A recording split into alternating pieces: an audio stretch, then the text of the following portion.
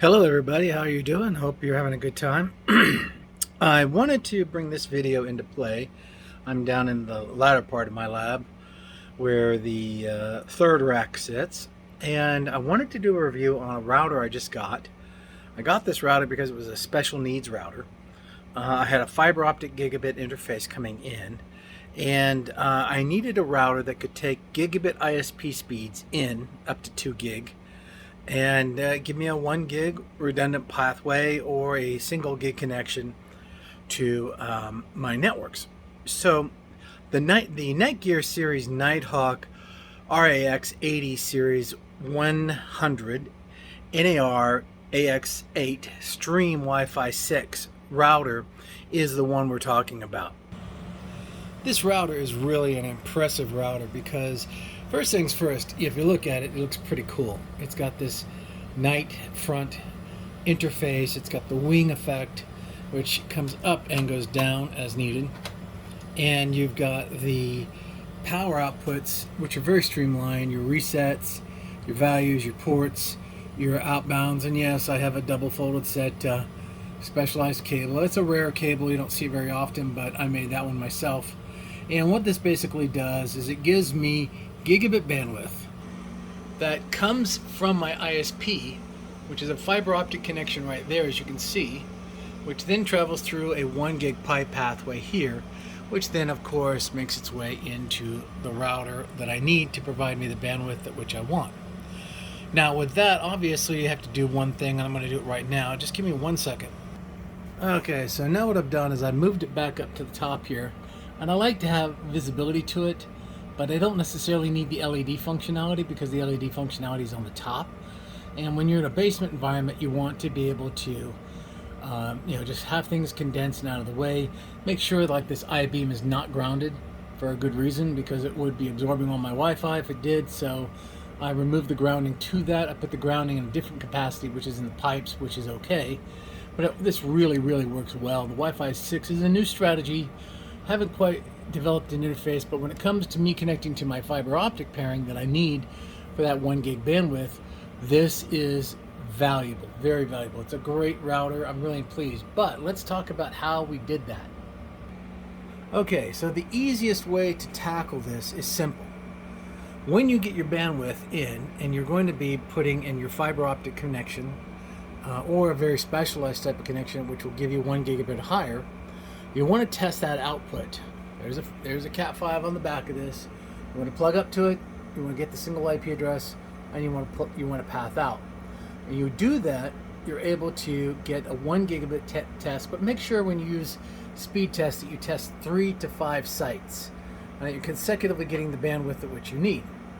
Then what you do is you connect via your pathway, or in this case the ISP provider's closed router, because I don't allow this to get used for any purpose except for passing it on to the Nighthawk NETGEAR router. You test this guy with speed test again, passing your connection from the fiber into this, and you want to make sure that you get a 1 gig connection, and you're getting it several times from different speed test sites such as Cincinnati, California, and so on. Then you repeat the exact same process for this unit. You plug into the back of one of these 4 ports that you have available, and you initiate the testing speeds that you want to have. And what you need to see is the bandwidth of 1 gigabit with a little bit of added latency, because you do have 3 devices here, but it's still 1 gigabit, and that's what you want. And fiber is different than it comes to copper, and that's an important detail. So when I say specifically fiber is different than copper, the one thing that fiber optic does not do, and that's called CRC errors. And so when your infrastructure has fiber in the equation, you want to make sure that the fiber optic is in your key pathway.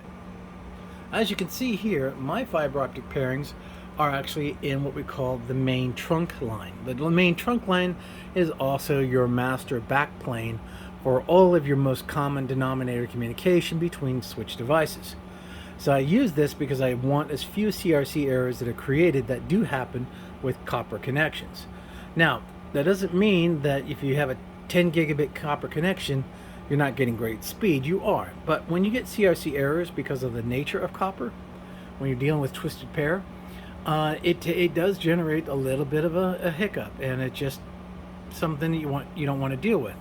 But as you can see here in my fiber optic pairing, which goes up and out and through into the other labs and so on, and of course the PF Sense router, which is right here, I have the ability of being either on a traditional high-end cost-effective router platform that gives me 1 gigabit bandwidth, or you can do the same thing with your PF Sense platform.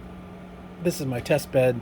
I bring it up and take it down quite a bit, but as you can see, it's relying almost all exclusively on copper. So what I wanted and what I got was a cost-effective 1 gigabit bandwidth. Actually, in this case, the Nighthawk does 2 gigabit bandwidths in, and giving me a sustained redundant 1 gigabit pathway in my internal ISP side all the way out the door. That's what you want. That's why I'm giving this guy a really great rating. The iOS is really easy to work with. I'd like to see one thing improve, and that's the logging. The logging kind of sucks. It could be better, but I think in all sense of things, if that's the one thing I'm hurting on, I have other sources of logging that could address that. So with that being said, so far I've been pretty pleased with that router. I'm not a fan of routers because routers are bad. They're cheap, they kind of work, and then they die. And then you have to go out and buy another one, and so on and so on. If you really want a good challenge, consider PF Sense. It's a Linux-based platform that can turn around and utilize your resources on a old PC or something like that with a couple of NIC cards in it, and it provides you a pretty decent process of firewalling and so on. Though it does have some learning curve that you need to do. The alternative is to go a little higher cost. These routers go somewhere between 280 to 366 cost-wise, but they really do give you that return value. And also make sure you get the extended warranty coverage, because frankly, with the weather these days, it doesn't take much to fry a router, especially if it has Wi-Fi functionality. So that's it for now. God bless. I hope you guys have an enjoyable time. And again, enjoy. Take care.